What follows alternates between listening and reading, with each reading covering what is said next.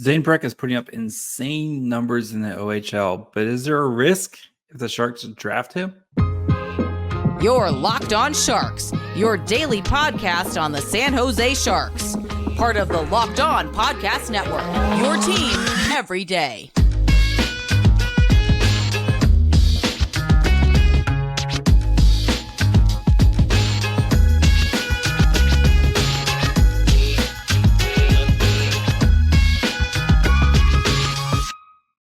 Hello, welcome to Locked On Sharks, the premier hockey podcast covering your favorite team in the Bay Area. My name is JD Young, contributor at San Jose Hockey Now. I want to thank you for making Locked On Sharks your first listen. Probably part of the Locked On Network, where we cover your team every day. If you want to be an everydayer, all you have to do is just follow wherever you get podcasts, or you can watch on YouTube as well. And today, our good friend Brock joins us to discuss Zayne Parekh and if he and all of his offensive abilities, if he could be an answer for these Sharks on the blue line, and why, although he does sound risky, it's not as risky as you think. So before we get into it, do want to let you guys know today's episode is brought to you by Sleeper. Download the Sleeper app, use promo code LOCKEDONNHL, get a $100 match on your first deposit. Terms and conditions apply. See Sleeper's terms of use for details. And now we're joined by Brock Otten, one of the big dogs over at McKeen's Hockey. Brock, how's it going, buddy? Good, JD. How you doing, man?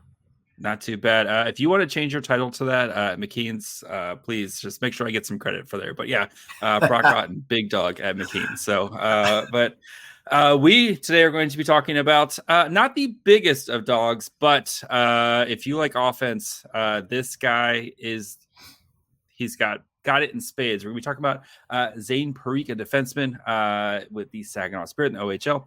6 foot, 181 pounds, 58 games, says 30 goals, which is ridiculous. 55 assists, 196 shots on goal. And Brock, as I ask everybody, what makes Zayne Parekh such an intriguing prospect in the 2024 NHL Draft? Well, it's obviously the offensive upside, right? Like, Parekh is a bit of a unicorn in that sense. So we don't see this kind of offensive production from a defender very often, especially in terms of a draft eligible defender, right? Like last year, he broke the goal scoring record for a U17 defender in the OHL. That was a very long-standing record. And this year, he's continuing on that path again as a U18 player. And I think the last player that I can think of having this kind of season is Ryan Ellis when he played for Windsor, when he had, I believe it was a 100-point season in his draft eligible year. And he ended up having obviously a fantastic NHL career, obviously slowed by injury towards the end there, but was a very high-end NHL defender for many years. So yeah, that's obviously the main selling point, right? That offensive upside is incredibly alluring. He is somebody that if he hits, he's going to be that Erik Karlsson, Quinn Hughes type of difference maker on the back end who can really be somebody who sets the tone, starts the tempo for your team and is that pace pusher that every team needs to be successful in the NHL with the pace of play these days, right? And I'm sure we're going to get into it in a little bit more detail, but there are a lot of intricate things within his game too that make him such an interesting prospect. It's more than just the eye-popping numbers. There's a lot to his game. So, I mean, my first thought is when I see these is I worry about Ryan Merkley. As Sharks fans, we were very excited when the Sharks drafted Ryan Merkley, who fell to them in the 2018 draft. Of course, Ryan Merkley didn't pan out. Why is there any worry about Ryan Merkley 2.0 type of situation, especially when you have these young offensive defensemen who are putting up these video game type of numbers, but then once the competition heats up, you see they just don't have the skills. Is there something different about Parekh or Parekh that you don't have to worry about it as much, maybe? Yeah, the two Ryans, Merkley and Ryan Murphy is another one. Those two kind of come up the most when people are, I'm not going to use the word discredit what Parekh is doing, but kind of a cautionary tale, right? I think the difference is that Parekh is somebody who mitigates risk very, very well for the style of game that he plays. He understands when he can jump up in the play. And while he is very aggressive, and that's within Saginaw system, we'll talk a little bit about that in the system that they employ that allows sort of that offensive freedom from the back end. We saw it with Pavel Mintyukov. We're now seeing it with Parekh. But guys like Murphy, guys like Merkley, they had a hard time with that. Even as older OHL players post-draft, that was something that held them back, is that decision-making just never really developed. Whereas Parekh is somebody that you rarely see him make a miscalculated pinch, or rarely see him commit a bad turnover, rarely see him turn the puck over in the offensive zone at an inopportune time, right? Like, he is somebody that is constantly creating, but he's doing it in a highly intelligent way. And I think that is the one thing that really sets him apart, and it's why he's starting to get that top 10 consideration. It's kind of been slowly building over the course of the year, because there was no question that the offense was going to continue. Like, that wasn't going to be questioned. He was going to continue to put up the kind of numbers that he was. But I think the more that people watch him, the more that they realize this is somebody who doesn't make a lot of errors for that high risk, high reward game. It's mostly high reward. There's not a lot of risk. The risk does come in defensive zone coverage, and that's sort of what we'll talk about in a little bit in terms of the weakness, right? And that's where the worry is. But when we're looking at him being a guy that I think is fairly safe, more safe than Murphy and Merkley were. Merkley especially.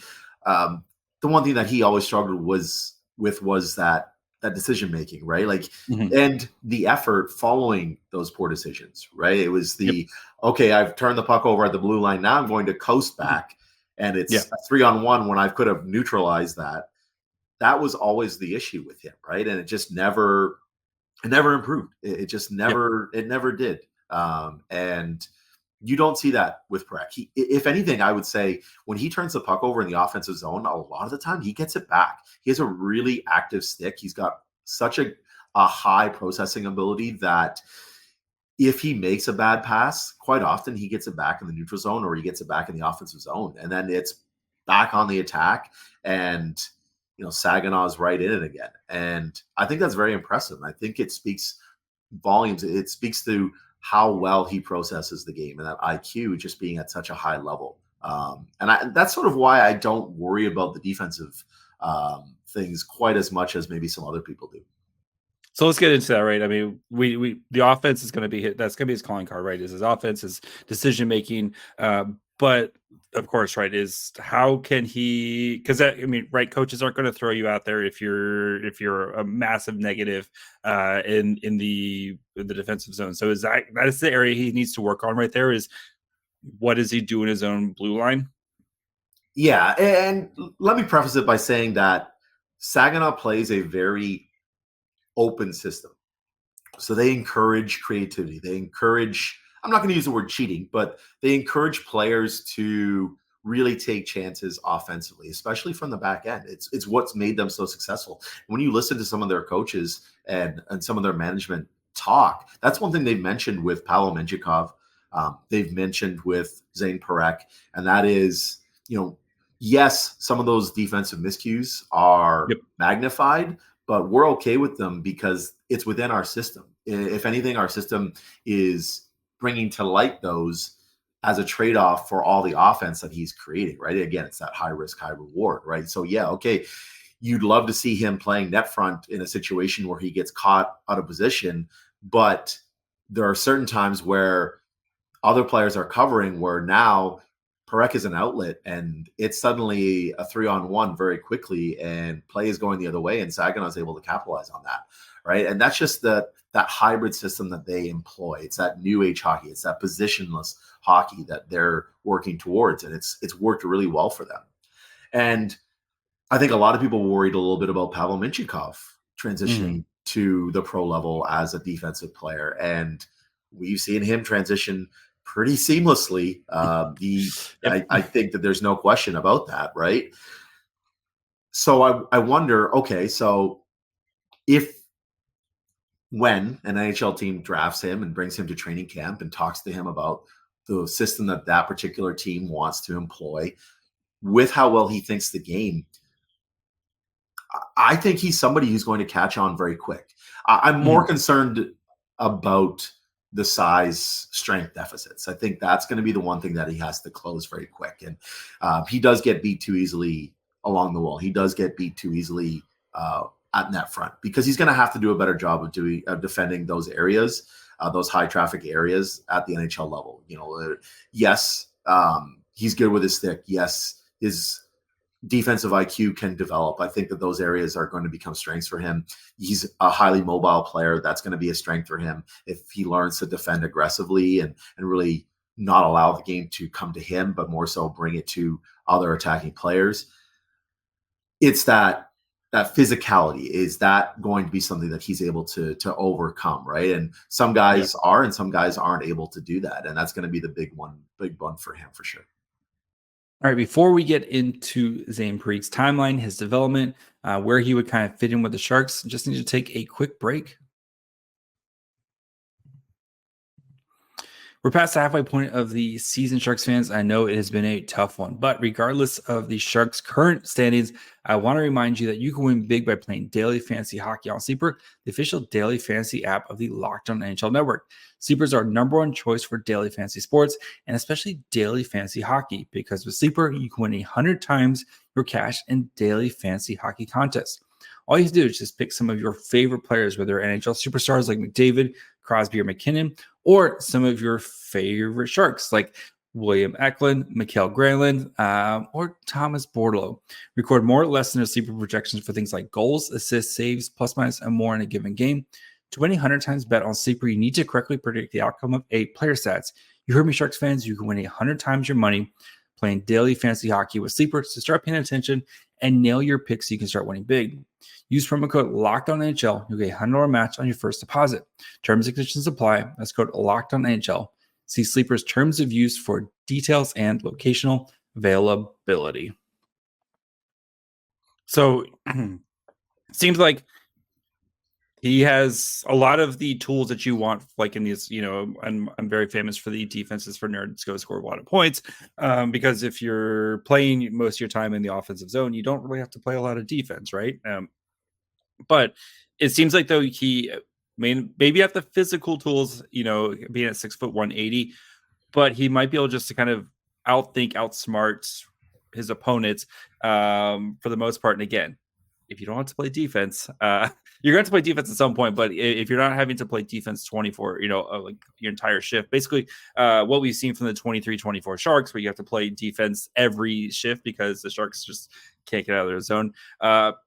Parekh looks like, especially in a defensive draft class where basically everybody has question marks, he might be a guy worth betting on for his question, just because his question marks kind of seem easier to answer. Okay, maybe he's not as good as his own defensive zone. Cool. Let's just put him with a guy who's really much bigger, taller, stronger, faster, or maybe not faster, but just more of a stay-at-home defenseman, and let those two guys work together. So at least it makes a lot of sense to me, but I'm just an idiot. So I would say that, JD. No, you're too harsh on yourself, buddy. It is what I picked this dumb team that I have having to watch now for. There's part of me that's it is what it is, right? So let's talk about his timeline and development. You mentioned Pavel Mintyukov, who's having a very nice, kind of, you're seeing, is he just kind of the pathway of like maybe a bit undersized, but let him develop in the A, let him kind of get some time getting used to the bigger, stronger, faster guys, and it looks like it's just going to be a nice transition to the NHL. I think you got to look at a guy like Olen Zellweger as a solid sort of timeline for Parekh. Mm-hmm. I think that they have similar upsides. They're similar kinds of players.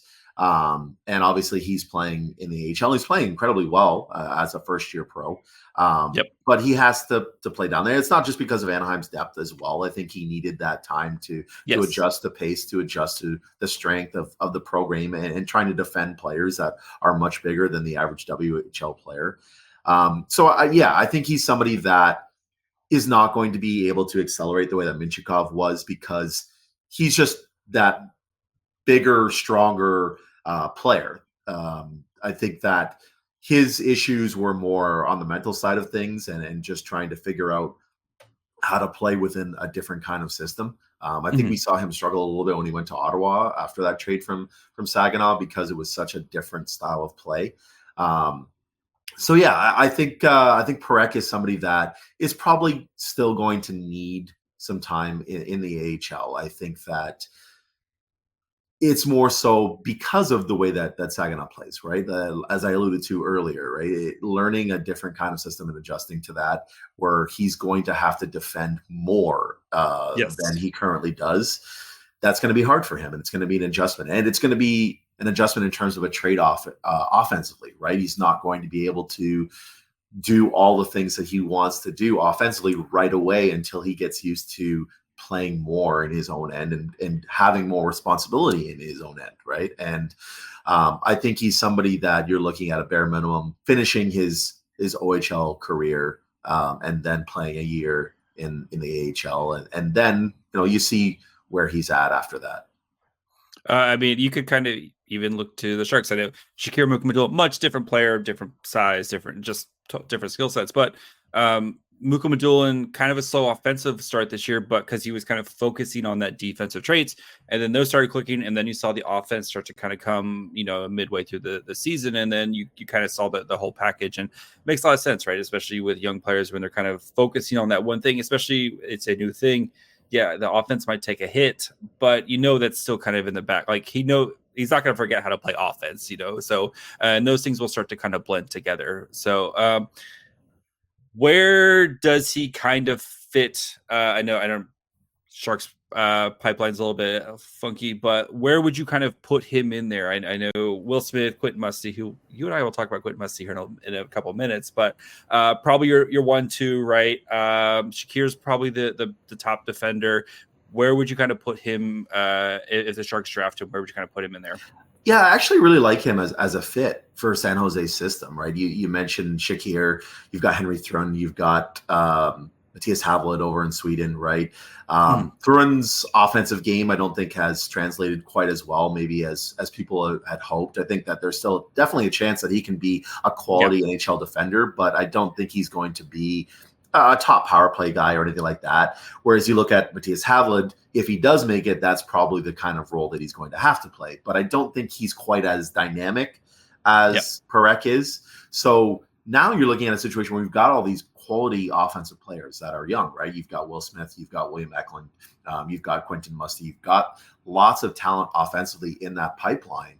And having that really high-end offensive defender to lead that top power play unit is going to be a priority. It has to be a priority, right? And I think that's where he fits in really well, and I think he fits in well with the timeline as well, right? Like you're probably looking at maybe Will Smith turns pro after this year, and maybe he jumps right in the lineup. Maybe he's going to need a half a year in the A and then comes up. Who knows? It also depends on what San Jose is wanting to do next year and whether they're wanting to improve or whether they're willing to just throw another year in terms of development, right? But we've kind of seen that with Eklund and the way that he's sort of bounced a bit, right? And Bordelot and other guys in the system.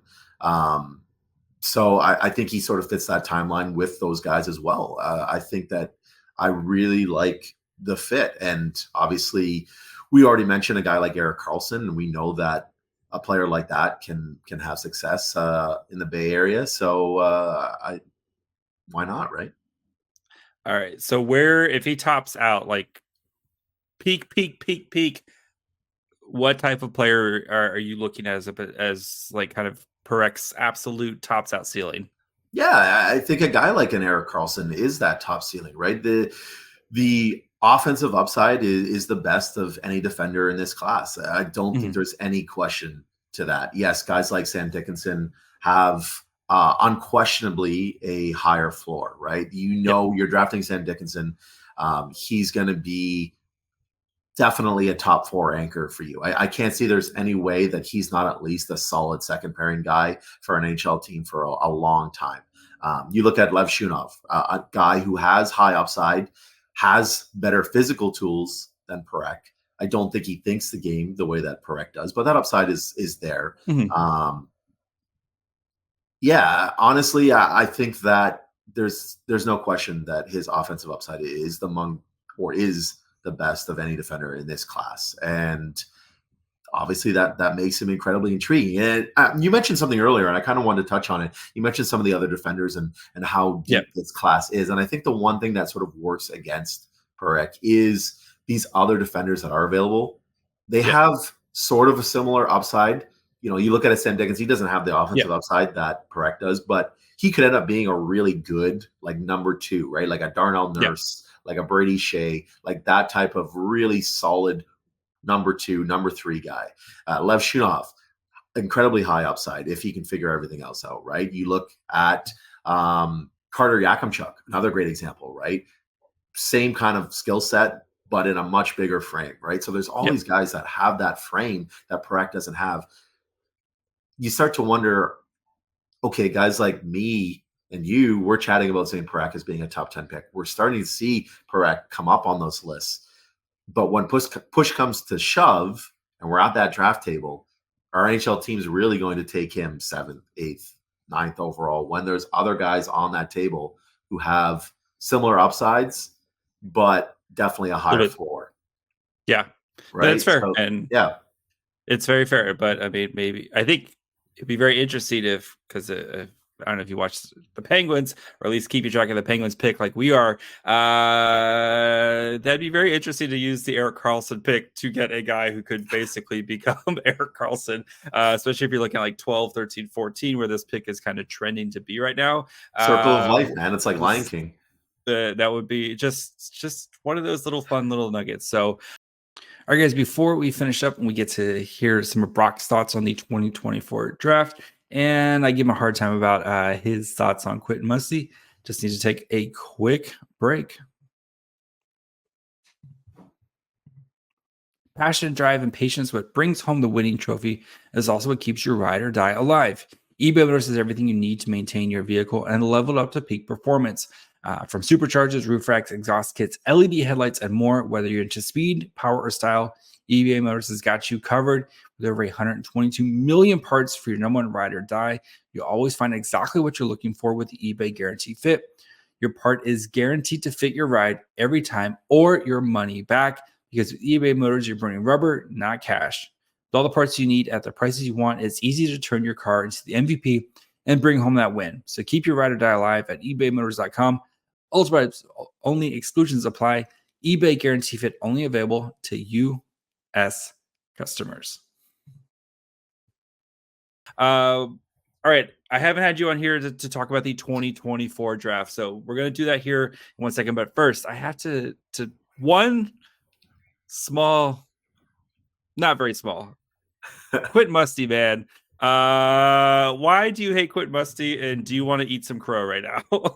You know what? I don't want to eat any crow. And I think that there's still, as much as he's had a phenomenal year, and I think a lot of the areas that I critiqued about his game have improved. I think the skating has improved. Yep. I think his off-puck play has improved a lot. I think he's progressed incredibly well this year. And that's what makes this job so interesting, right? Is development is nonlinear. So players are going to improve and some players are not going to improve. Some players are going to regress post-draft year. And ultimately that's what makes this job in any sport, not just hockey, baseball, basketball. It makes it so difficult, right? I think the main thing that made me a little bit scared of Musty last year was just the combination of the skating and the lack of consistency in his off-puck play, because I worried that if those didn't improve, I didn't know if he was going to be an NHL player. And there's still a long ways to go, right? Like there's a difference between really taking those to the next level at the OHL level, which he has, which is great. Yes. But now at the AHL level, at the NHL level, where those guys are faster, stronger, we're going to see how much that skating gap has closed when he plays at the pro level. You know, we're going to see some of those mistakes magnified off the puck that we don't see at the OHL level because they're not capitalized on, right? So I think the pick looks fantastic for San Jose right now. It looks like a home run pick. It's still a long way to go. It's still a long way to go, but it's okay. It's okay to be excited because he's had a fantastic year in He's an Sudbury. absolute They're monster. struggling a little bit right now. Yeah. I don't know if you saw what happened today, but a couple suspensions to some of their key players over an incident with Barry. The coaching has kind of been a little bit erratic. There's some concerns I know that I think scouts have too about just what's happening in Sudbury, especially with how much talent they have, right? With guys like Goyette and Musty and what they've built there. And Dvorsky Dvorsky coming in this year, that top power play unit. It's interesting to see them facing not having home ice in the first round of the playoffs. Like they could easily be eliminated in the first round of the playoffs if the season ended today, which it's getting close to that point, right? And it's kind of bizarre. So I that's one thing I'm actually really interested to see is can a guy like Musty, can Goyette, can Dvorsky, can these guys really take their game to that next level in the playoffs when their team needs them? Because they just lost two of their most important secondary scorers in Kanyan and Villeneuve. So that's going to put even more pressure on them. So it's a great challenge. It's going to be great. That's another part of his development that is going to be really good for him to take on that extra pressure, if you will. Yep. If not, they lose. We might see some Musty in the AHL this year, which I wouldn't mind. But anyway, let's get your thoughts quickly on the 2024 draft. It's Macklin Celebrini's world, right? And we all live in it. And I think the big question that most everybody I talk to is who's that number 2 guy for people? So I know we're recording this early March and you're still a long way to go. Where are you kind of leaning right now as your number 2 as we kind of go through the process? I don't know. What day is it, JD? I think my answer changes every day, man. Like, and that's sort of my struggle with this draft class is, you see Celebrini and I see him as a very high impact player at the NHL level. Somebody who maybe isn't, we're not talking about a superstar, but we're talking about somebody who can come in and be, the comparison that gets thrown around is Jonathan Toews, right? Like that kind of leader, that kind of really strong, consistent all-star, consistent number 1 center for a long time. And I think when I look down the list, even 2, 3, 4, 5, there's a lot of guys that I like, but I wonder if they're star players or if a lot of the guys in this draft class, even though I like them, end up being more of those solid complementary pieces. I mentioned Dickinson, right? I don't know if I see him being a number 1 defender. I've seen a lot of high-end defenders come through the OHL, and I really like Sam Dickinson, but I don't know if he has more potential than, like I mentioned, a guy like Darnell Nurse, right? I don't see him getting to that like Alex Pietrangelo, Drew Doughty level. I just don't think he's innately skilled or creative enough to be that kind of true offensive difference maker. Ivan Demidov, such a wild card, right? He's had a fantastic last couple of months after a bit of a turbulent middle part of the year with an injury and whatnot. Obviously, the offensive upside is second best to Celebrini at this point. He's probably the draft's other chance, other than a guy like Parekh on the blue line, the draft's other chance of developing a real superstar. So I'd probably lean towards him at number 2, but I also really like Caden Lindstrom and I like what he brings to the table. And I think it's a natural comparison to compare him to a guy like Quentin Byfield because of that raw athleticism, right? The size, they're both big, like the same kind of athleticism. It's very easy to compare. It is an easy comparison, and I think it's easy to suggest that people need to be patient. Lindstrom is going to be a guy that people are going to need to be patient with. But that ceiling is so intriguing because you look at him and he has one great game and then he has a poor game where Andrew Basha is better in that game on that line than he is, right? And it makes you wonder, well, is this a guy that should be getting that top 5 consideration? And then you watch another game, you're like, oh my God, like just oozes talent, right? And you just wonder when everything comes together and he finds that consistency like Byfield has this year, right? Now you're looking at a player who can be a star for your team and can play in the new age NHL where power and speed and size and skill and all of that is so important. And having that all together is that's what makes a star player, right? And he's somebody that I really like as well for that reason. I would say that it'd probably be between Demidov and Lindstrom for me right now, with Dickinson probably being at 4 on my personal list. Yeah, I watched a couple games of Lindstrom, and like the Quentin Byfield, and even going into this year, a lot of people were like, "Man, is Quentin Byfield a bust? Is Quentin Byfield a bust?" And the Kings very patient with him, and now, wow, look, Quentin Byfield's really awesome at hockey. And, Right, I know. It's funny how that works, right? It's you give a guy a little bit of time to kind of figure things out. Yeah, it's. Are you telling me a 19-year-old kid doesn't know exactly how to play in the NHL yet? So, all right, I know we kind of touched on a lot of the defensemen, but who other kind of defensemen are you? Because I'm really kind of penciling that Penguins pick as a defenseman for the Sharks, because they don't really have that kind of blue chip defenseman. Which other defenseman are you kind of intrigued at that could be available in the middle of the draft here? Yeah, it's such an interesting year, right? We already talked about Dickinson. We talked about Lev Shunov. Obviously, Anton Salayev is a really intriguing player in Russia. Yeah, and that mobility is so impressive for such a bigger player, right?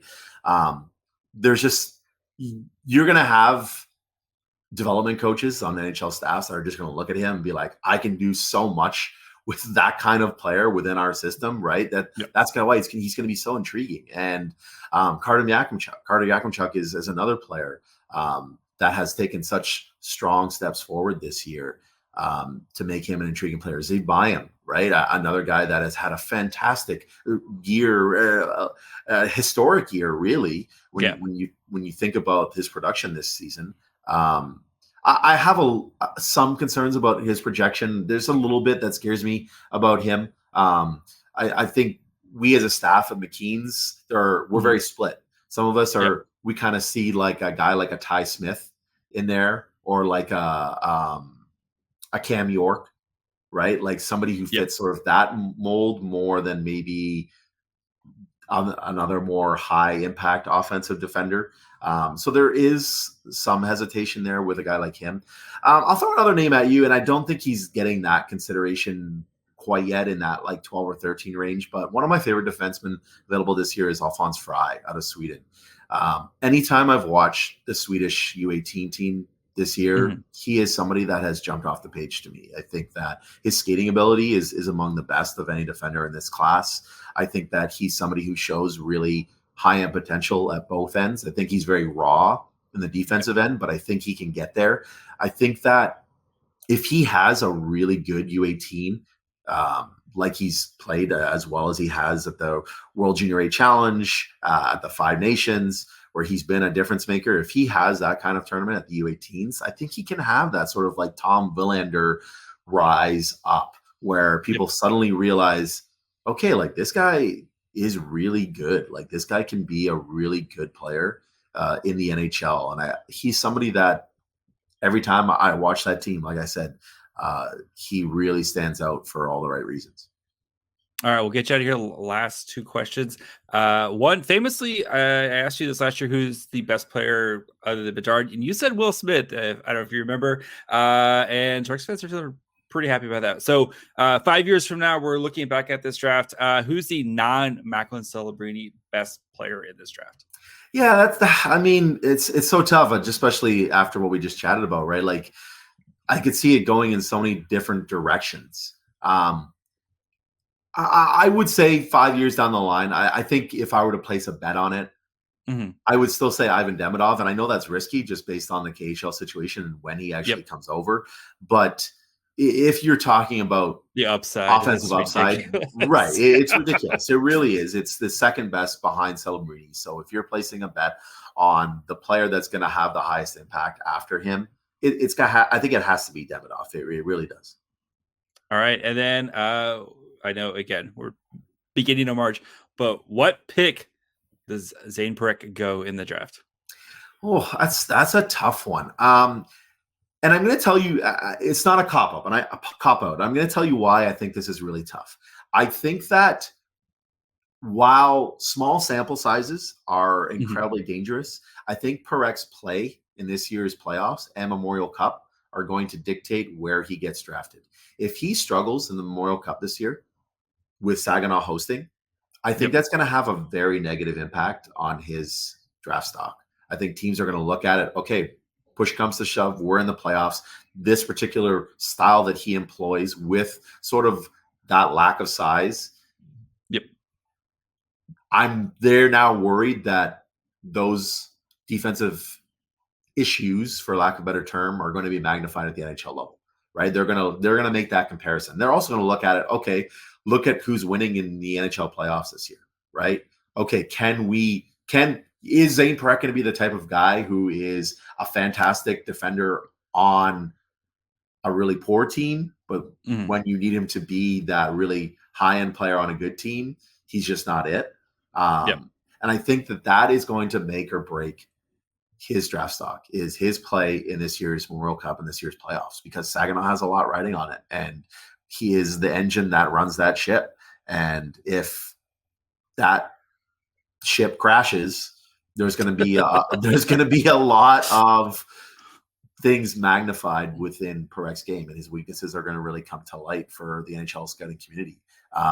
So long story short, I'm still going to give you an answer. I don't think he goes in the top 10. I think he ends up being a guy who slots in that like 14 to 16 range. I think he's going to be right there with Zayne Parekh. I think that the two of them are probably going to be seen similarly by NHL scouting staffs. Two guys who, aren't the biggest, I think Boyum definitely is better in the defensive end right now, but I think in terms of projecting to be NHL defensemen, I think that both probably project similarly as defensive players.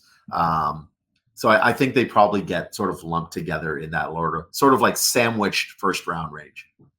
All right. I'm going to split the difference and pick 15 for you. Congratulations, Washington Capitals.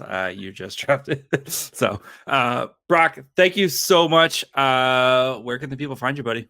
Yeah, on I always say Twitter, but I have to. It's just Twitter. It's still Twitter. It is. Okay, so Twitter at Brock Otten. You can find my work at McKeensHockey.com.